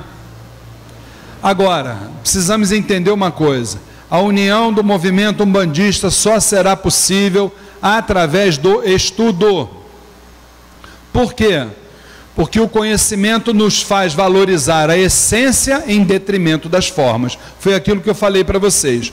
Quando a gente estuda, a gente vai botar o pé dentro de um terreiro de umbanda, ao invés de a gente ficar criticando o que o outro está fazendo, a gente vai buscar o quê? As nossas similaridades. As coisas que nós somos similares, coisa bacana, coisas que eu posso pegar ali, levar para minha casa e aproveitar aquilo ali como ensinamento, né? A soma de estudos, o crescimento espiritual, o crescimento cultural, a prática de ações para o bem humano, estimula a reforma íntima. Este exercício eleva a nossa frequência e quanticamente evoluímos. Estudo mais reforma íntima é igual a evolução espiritual, tá? Gente, finalizando, nossos guias e orixás, sempre atentos ao progresso do ideal traçado por Zambi Maior, deixam claro no dia a dia dos nossos templos os alertas indispensáveis para o momento que nós atravessamos, tá? A gente está vivendo indiscutivelmente um momento especial. Acho que todos aqueles que são trabalhadores de Umbanda deveriam prestar atenção a esses sinais, porque esses sinais, eles são sutis. Só quem se permite entender o que são esses sinais, primeiro você tem que se permitir, para que você possa exatamente entender esse processo, tá? E a nossa eterna gratidão aos mentores espirituais de todas as comunidades de terreiros, inclusive aqui a gente vê irmãos de outras casas que estão nos assistindo, pelo Facebook do Templo Estrela do Oriente, nós também estamos recebendo várias manifestações de carinho, a gente agradece muito a todos, tá certo? conheçam o que é o Mirua, acessem a página do Mirua, o Facebook do Mirua, e compareçam para a gente poder trabalhar. No próximo dia 25 de fevereiro, o Mirua vai estar realizando aqui, na sede do Templo Estrela do Oriente, e é a sua sede emprestada também, né? Às 9 horas da manhã de um domingo, nós vamos estar realizando aqui o primeiro fórum do planejamento político estratégico. Da parte do Mirua, o seu Jorge é um dos representantes do Mirua, quem está liderando esse trabalho, junto com irmãos de outras vertentes.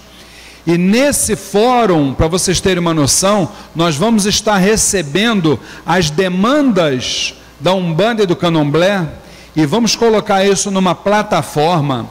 Essa plataforma vai ser entregue para candidatos para o próximo pleito das eleições, do próximo pleito, candidatos que se identifiquem com as necessidades da Umbanda e do Candomblé, e também visando o bem comum, e eles vão assumir um compromisso conosco, por escrito, de, se eleitos, exatamente atenderem essa demanda das nossas tradições.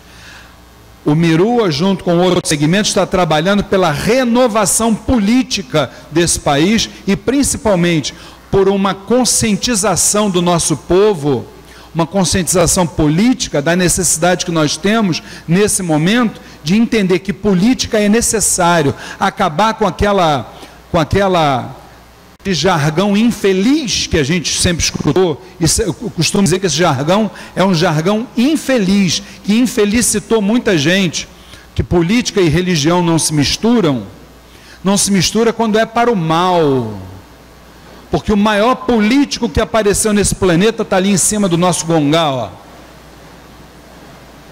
Foi o maior político que apareceu nesse país.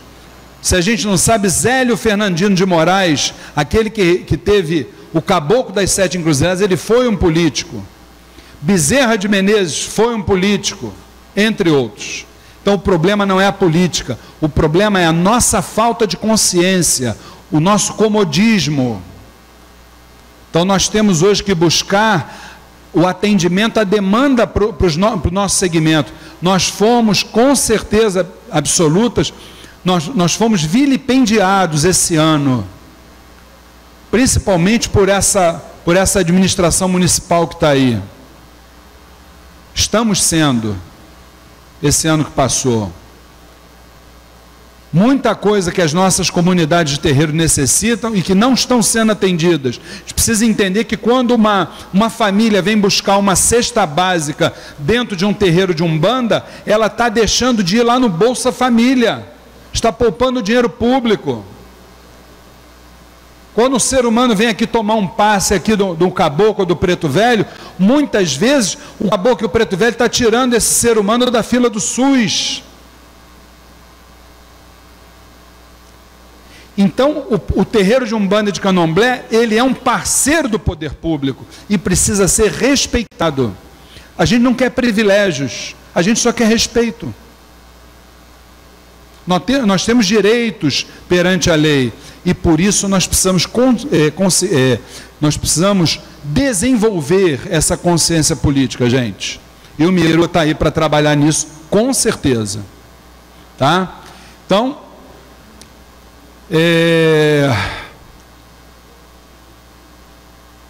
agradecemos ao Panteão de Umbanda pelas orientações recebidas, e se nós já temos o agô para ainda algo pedir, que vibrem sobre nossas mentes, como trabalhadores de Umbanda que nós somos, para darmos conta dos desafios que nos aguardam nos próximos anos, deste ciclo denominado maioridade espiritual. Saravá nossa Umbanda. E aqui a gente vai terminando a nossa palestra, que teve a realização do Templo Estrela do Oriente, o apoio do Movimento Intrarreligioso de União Afro, Mirua, da QueroVoo.com, agência de viagens do povo de Axé, e do curso Umbanda Sem Fronteiras. Eu quero aproveitar, inclusive, já que a gente está falando do curso Umbanda Sem Fronteiras, que, como nós acabamos de dizer na palestra, estamos nesse período da maioridade espiritual, nós vamos propor àqueles que quiserem nós estamos iniciando na próxima quinta-feira a 19ª turma do curso Umbanda Sem Fronteiras, que é um curso de doutrina de Umbanda, é um curso que nos ensina a nos espiritualizarmos e que tem, obviamente, uma abordagem terapêutica, um curso de 5 meses, todas as quintas-feiras, de 8 às 10 da noite, presencialmente aqui no Templo Estrela do Oriente, ao final dos quais, ao final dos 5 meses, os alunos que não estiverem atrelados em nenhum princípio filosófico ou religioso, esses alunos podem pleitear o ingresso no quadro de médiuns da nossa instituição. E, além disso, aqueles que não puderem estar aqui presencialmente podem assistir o curso à distância, podem fazer o curso à distância. Aqueles que estiverem presencialmente aqui, quiserem mais informações, lá na nossa secretaria. Aqueles que estão nos assistindo virtualmente, vou pedir até o Fernando para digitar o site aí para o pessoal, Fernando, que está nos assistindo, participem do curso Umbanda Sem Fronteiras, se inscrevendo no site www.aumbandasemfronteiras.com, repetindo, www.aumbandasemfronteiras.com. Ali você conhece a grade de tudo aquilo que a gente entrega para os alunos, tá certo? Vai receber o material didático, vai receber o certificado, e tenho certeza que nós vamos interagir aqui durante 5 meses. Agora, eu já falei muito, ainda temos 15 minutinhos, e eu queria saber se alguém tem pergunta para nos fazer. Vamos lá. Nosso irmão, fala sempre o nome e a pergunta, tá? Alô, alô, alô. Para a gente poder... Junta bem o microfone na boca, meu irmão. Boa tarde. Meu nome é Antônio. Eu gostaria... Silêncio, por favor, meus irmãos. Eu gostaria que um instrutor falasse algo sobre a Carta Magna de Umbanda, que foi apresentada a nós pelo Mirua no ano passado. Obrigado. Vamos lá. Andrezinho, pega lá o microfone, por favor, meu irmão. Fica ali, por gentileza. Veja bem, a pergunta do Antônio sobre o projeto Carta Magna do nosso querido irmão Pai Ortiz. Veja bem, o projeto Carta Magna, ele é nada mais, nada menos do que um código de conduta ética. Então, o Mirua, no ano passado, ele contribuiu com esse projeto, ele não é o autor desse projeto, mas ele contribuiu com esse projeto, porque nós realizamos um café com axé na sede da Federação União Espiritista de Umbanda, aqui na Conselheiro Agostinho. Realizamos um café com axé, e dali saiu um grupo de trabalho que fez exatamente algumas sugestões para o aprimoramento de um bom projeto, né? E que tinha, na nossa visão, algumas distorções e que precisava exatamente ser aperfeiçoado. Então, a partir disso, nós realizamos o nosso trabalho, enviamos para ele por e-mail, ele recebeu, elogiou as nossas sugestões, e eu tenho certeza de que a Carta Magna será mais uma ferramenta para o engrandecimento do nosso credo. Tá bom, meu irmão? Passa lá para o seu Jorge, que ele quer fazer uma pergunta para nós. Os de casa também, se quiserem, ainda temos alguns minutinhos, quiserem fazer alguma pergunta, é só escrever aí que o Fernando ou o nosso querido irmão Rodrigo nos passa. Fala, seu Jorge, boa tarde. Tem que ligar. Para cima. Bora, vai. Alô? Agora sim. Sou do Templo Estrela do Oriente. Eu só queria, Luiz, acrescentar sobre a questão política e da importância que a gente precisa se conscientizar. Sistematicamente, em todas as eleições, seja a nível estadual ou a nível municipal, candidatos se oferecem para defender uma plataforma que seja dos interesses das comunidades afro. Porém, depois de eleito, eles sequer nos atendem. Percebendo isso, e o momento complicado em função do número de evangélicos que hoje ocupam nas casas legislativas, que é exatamente a casa que faz as leis, E daqui a pouco a gente corre o risco de ter leis contra a nossa própria tradição, né? Então, uma das preocupações é exatamente essa, é construirmos uma bancada também com futuro, claro que não é de uma vez só, de políticos representativos dos nossos segmentos. São políticos que vão sair, serão escolhidos dos nossos segmentos, seja da Umbanda, seja do Candomblé e de outras designações. Então, a ideia é exatamente essa, construir de forma democrática, é um processo de construção. No momento, nós temos um grupo de trabalho, nos reunimos quinta-feira passada, já nos reunimos vários domingos, como teremos no dia 25, um fórum para que a gente possa discutir sobre qual é a plataforma, quais são os nossos anseios e as nossas necessidades enquanto povo de santo. E essa plataforma será aberta para contribuições de todos, porque o processo é democrático. A partir daí, a gente vai começar a escolher candidatos e qualquer um pode se propor a ser candidato, a ser representante dos nossos segmentos, por determinados critérios que a gente está definindo. Aí teremos, sim, pessoas nossas, do nosso segmento, nos defendendo nas diversas casas legislativas. Faremos isso como um processo contínuo, né, não só para deputado estadual e federal, como também nas futuras eleições para vereadores. Esse é fundamental, é importante, que cada um reflita sobre isso, sobre a necessidade de termos nas nossas casas legislativas pessoas que nos defendam. Eu acrescentaria uma coisa também ao que o senhor Jorge falou, gente, muito importante, tá? Até fugindo um pouquinho do foco do nosso debate, mas olha só, em primeiro lugar, gente, atenção, por favor. Não vamos, de forma nenhuma, reeleger ninguém. Quem está lá, show, fora. Primeiro lugar, dever de casa, fora. Renovação total. Vamos, tá entendendo, gente? Primeiro lugar, show, vassourada em todo mundo, fora. Acabou, tiveram o tempo deles, fizeram carreira lá, chega, seja quem for, deputado estadual, federal, senador, governador, presidente, show, fora, acabou. Tiveram o tempo deles. Não fizeram até agora, vai à luta. Vai trabalhar, vai vender banana no sinal. Gente nova lá, gente do bem. O Brasil é formado por gente de bem. Porra! Ué? Parar com isso, gente. Você bem que poderia ser o nosso representante.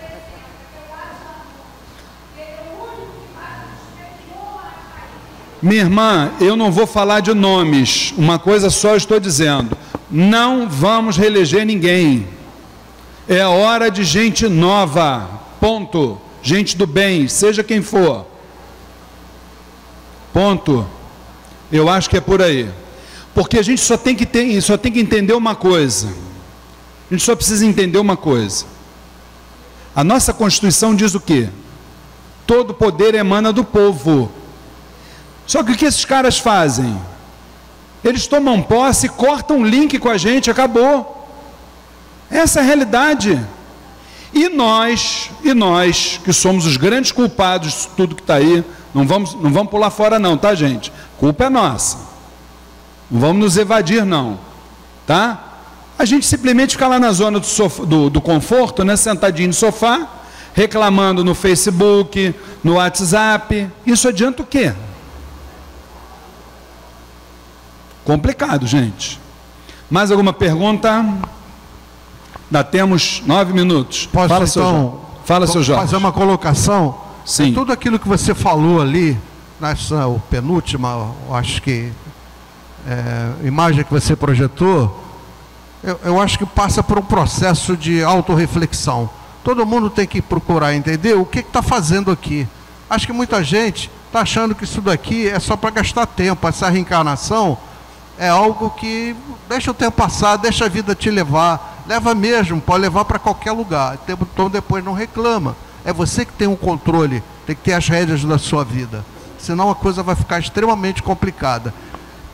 Eu li muito recentemente num livro em que o espírito dizia o seguinte: um dos maiores fatores de depressão que existe ao chegar no mundo, depois do desencarne, ao chegar no mundo espiritual, é a percepção do tempo inútil que cada um perdeu na reencarnação. Com certeza. Então, o que é que acontece? Cada reencarnação tem um significado evolutivo. A gente tem que evoluir alguma coisa. Com certeza. Vamos supor, como eles não estão filmando aqui, vou usar algumas referências métricas. Vamos dizer que essa na reencarnação eu teria que evoluir 2 metros. Vamos supor, 2 metros.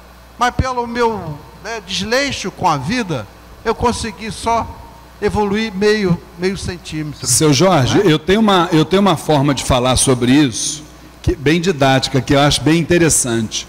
Eu costumo dizer para o pessoal aqui no curso Umbanda Sem Fronteiras, o seguinte: nós temos que ter isso em mente, gente. Nós não viemos, eu trabalho com turismo, por isso que eu gosto de fazer esse paralelo. Nós não viemos aqui para esse planeta para um turismo de lazer. Nós viemos para o turismo corporativo. Sabe o que é o turismo corporativo? É o de trabalho. Nós viemos para cá para trabalhar, gente. Primeiro trabalhar em nosso favor. Primeiro em nosso favor. Primeiro nós temos que estar bem. Primeiro. Depois, se você estiver bem, aí sim, você pode ajudar os outros.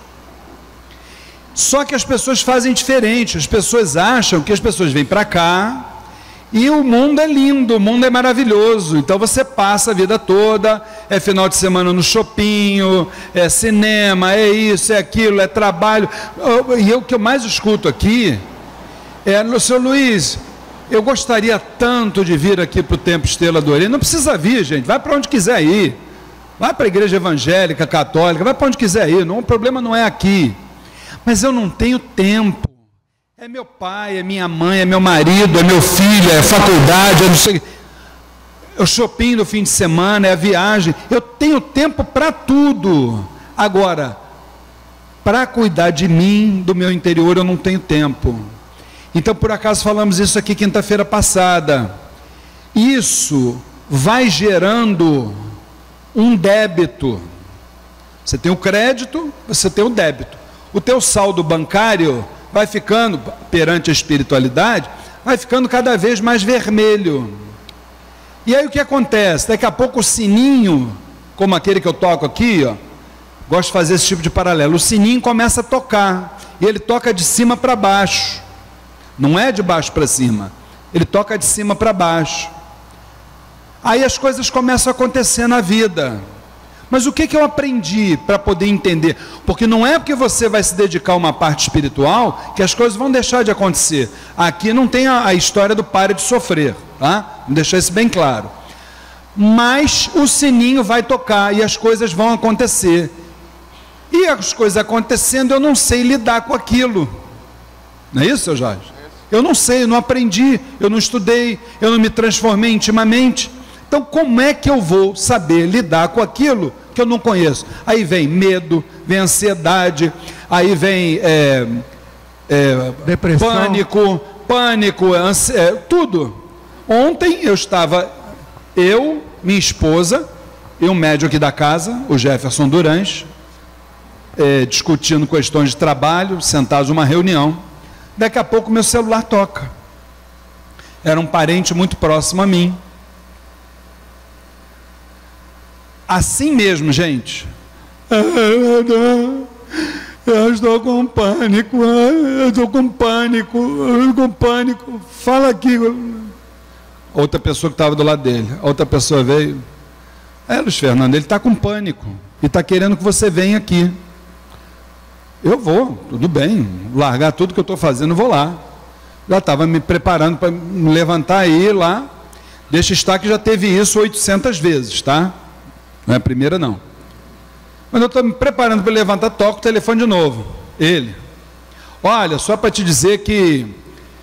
Agora falando assim, como eu estou, tá? Só para te dizer que eu já estou bem, já tomei o remédio e já estou legal. Eu digo, já está legal? Então tá. Mas eu estou indo para ele. Não precisa vir não. Não precisa vir não. Isso é até a próxima crise.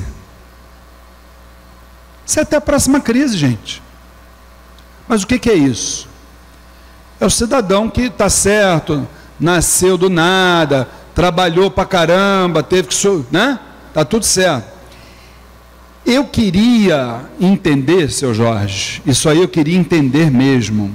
Se a pessoa não tem discernimento, passa a vida toda sendo obrigada a trabalhar, muito que faz é passar na frente de uma igreja e fazer o sinal da cruz, e a vida toda foi dinheiro, dólar, euro, dinheiro, trabalho, dólar, euro, tal. Numa hora dessa, que passou a vida toda juntando esse dinheiro, agora vai ter que pegar esse dinheiro, que nem plano de saúde tem, que é caro. Deus me livre, ter uma despesa dessa todo mês, Deus me livre. Agora tem que pegar tudo que gastou, que juntou, vai ter que estourar no plano de saúde, ou na sua saúde mesmo. E aí? Complicado. Está desligado, seu Jorge. Entendeu, gente? Em relação a que eu estava falando, ao invés de você ter que evoluir como programado 2 metros e só evoluiu 50 centímetros, vamos supor, qual é a grande consequência, a grave consequência disso? Que você vai ter que fazer mais 3 reencarnações desnecessárias. Isso aí. Vai sofrer mais, não tem jeito. Então é isso, gente. Olha, eu espero que a palestra tenha ajudado vocês que estão aqui presencialmente no Templo Estrela do Oriente, e a gente espera que vocês tenham ouvido ou que venham a ouvir a voz da espiritualidade, porque quando a gente não ouve, mais tarde lá, não é mole não, viu? Queria lembrar a vocês também que dia é o primeiro sábado de março. Dia, quem sabe aí? Dia? Dia 3? Então, olha, primeiro sábado do mês de março, nós vamos ter aqui uma palestra cujo tema será o racismo religioso. O palestrante, vocês já conhecem, é o pastor da Igreja Batista, Henrique Vieira. Ele esteve no programa do Bial. Chega aqui, mãe, vem para cá. Ele esteve no programa do Bial, tá? Falando exatamente sobre isso, e ele vai vir falar conosco. Gente, nossa dirigente espiritual chegou. Vamos bater palma para ela, por gentileza. Coitadinha, desde que chegou aqui de manhã, entendeu? Está na luta aqui, só agora que carinha de cansada dela. Mal sabe ela que não vai ter que carregar pedra aqui, até sabe Deus que hora, né?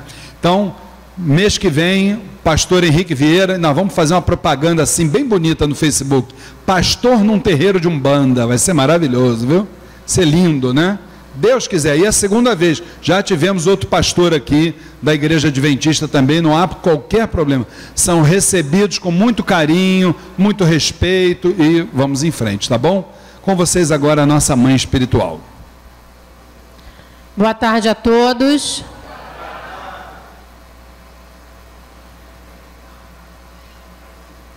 Boa tarde a todos. Muito bem, gente. Eu gosto de emoção, gente. Eu falo isso toda semana. Eu falo a mesma coisa. Eu gosto de emoção, de sentir o axé de vocês. E a gente sente assim, quando você bota para fora, quando você fala, né? É dessa forma. Então, peço desculpa a todos, não tive condições de participar aqui dentro, mas estava lá fora organizando tudo que é necessário para a nossa gira, para a nossa corrente. Com certeza, a palestra do Luiz Fernando deve ter sido maravilhosa, porque ele fala com segurança, né? Ele passa para a gente tudo aquilo que ele tem como experiência nesses anos todos que ele vem trabalhando dentro da nossa religião. Então, com certeza, vou assistindo amanhã, quando eu chegar da praia, né? Porque eu sou filha de Deus. Quando eu chegar da praia, eu vou assistir, com certeza, a palestra. E que nós possamos ter sempre oportunidade de ter outros temas, outras palestras para o nosso crescimento, para o nosso aprendizado, né? E que a espiritualidade possa estar dando sempre a todos nós o direcionamento, a certeza de caminhos de luz, a certeza de caminhos melhores dentro da nossa realidade de vida, dentro da nossa caminhada, tá? Vamos fechar a nossa gira. O palestrante é que vai fechar? Palestrante sempre que faz a nossa prece de fechamento. Então, todos de pé, por favor. Vamos elevar nossos pensamentos, nossos pedidos a Zambi Maior, o Supremo Arquiteto de todos os planos, ao Oxalá Todo-Poderoso, aos sagrados orixás de Umbanda, aos mentores e dirigentes espirituais desta casa, nossa mãe Cabocla Jurema da Praia, o Caboclo 7 Estrelas do Oriente, e todas as sagradas falanges que trabalham neste chão, todas as tonalidades vibratórias que militam na seara umbandista e espiritualista. Agradecemos a oportunidade do aprendizado, da troca de energias e, com certeza absoluta, da vossa intercessão sobre nossas vidas, sobre nossa trajetória terrena. E que nossos grandes amigos em evolução, Exus e Pombagiras, possam continuar tomando conta de nossa porteira, nos dando a luz necessária para os momentos difíceis de nossa caminhada terrena. Salve a força de Exu e Pombagira. Antes da bênção final, que será ministrado pela nossa mãe espiritual, queríamos lembrar a todos que às 18 horas, 6 horas da tarde, nós iniciaremos a nossa sessão de tratamento espiritual com a falange do povo do Oriente. Aqueles que ainda não pegaram a ficha para os passes e radiações, por favor, busquem informações com os irmãos médiuns da casa. Pedimos também que não conversem nesse momento aqui, que nós vamos começar a preparar aqui dentro, para a nossa gira das 6 horas. Aqueles que quiserem conversar, por gentileza, ali fora, e não há problema. Os médicos que já estiverem prontos nos ajudem a preparar tudo, e até o próximo mês, próximo encontro, se Oxalá assim o permitir. O hino do templo. Estamos esquecendo, desculpe, o hino do Templo Estrela do Oriente, como sempre fazemos no final das nossas atividades. Olha a estrela do Oriente, que no céu brilhou, e o seu brilho foi tão intenso que a terra iluminou. Estrela que guiou os 3 reis magos, mostrando para o mundo Salvador. Iluminai também nosso terreiro, iluminai com fé, esperança e amor. Iluminai também nosso terreiro, iluminai com fé, esperança. Salve o Templo Estrela do Oriente, Saravá Umbanda. Que a luz do nosso Pai Oxalá se faça sobre todos nós, que possamos ter sempre a certeza da presença do nosso Pai em nossas vidas e em nossos caminhos. Que a cúpula espiritual desta casa possa nos fortalecer, nos guardar, nos guiar hoje e todos os dias. Que assim seja e assim será. Graças a Deus, graças a Deus, graças a Deus.